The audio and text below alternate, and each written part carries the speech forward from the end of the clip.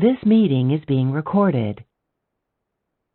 This next problem from Chapter 8, number 20, gives us 6 different examples of hydroboration oxidation reactions. So we know that from the reagents that are used here.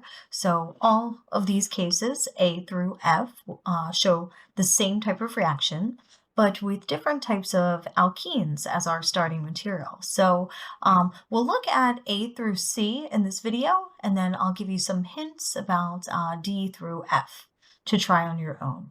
So since we know that a hydroboration oxidation reaction will occur, remember that's 2 steps.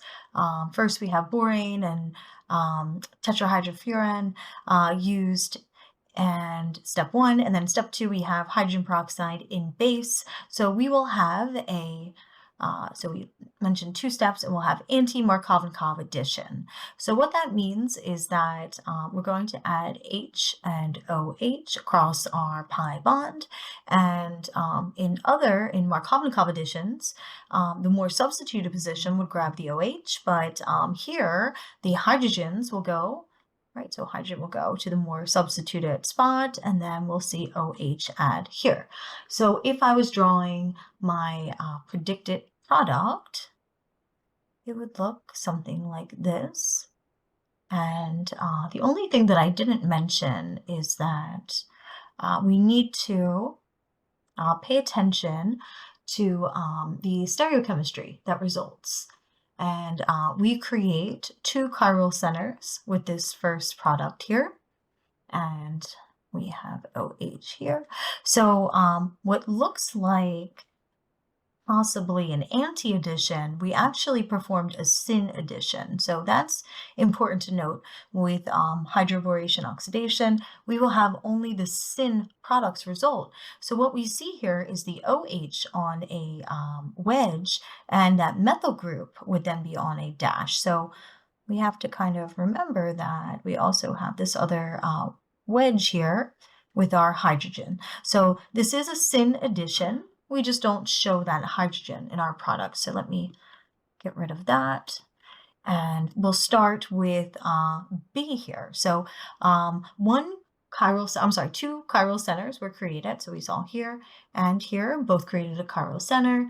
And then with our second reaction, reaction B here, we're going to create a chiral center right here. So as with our previous example, we would have with 2 chiral centers, we'll end up with this molecule after syn addition and the enantiomer. Here, we're going to end up creating a chiral center here. So my OH will add here to the least highly substituted position, so that one there. And then the hydrogen would add over here. And again, we've created 1 chiral center, so we show our OH on a wedge, and the hydrogen that is added to the other side would also be on a wedge. We would see syn addition and our enantiomer product as well. So the first example created 2 chiral centers, the second created 1 chiral center, and let's take a look at C and see this other condition that can result. So we're going to add H and OH across this pi bond again. So over here, the OH will go. Here, my hydrogen will go. So let's take a look at what the product will look like here. So I've added hydrogen. We can't see it. And then here we go. We've added OH to the end of our other side of the pi bond. And we would also have an enantiomer, but actually, let me take a step back here. We did not create any chiral centers. So there's no enantiomer here. So that's what I want to write, no enantiomer. So that's because there's 0 chiral centers. So now that you've seen an example of each of these cases with 2 chiral centers, 1 chiral center, or none, take a look at problems D, E, and F. See if you can try these on your own. So your hint for D is that 1 chiral center will result.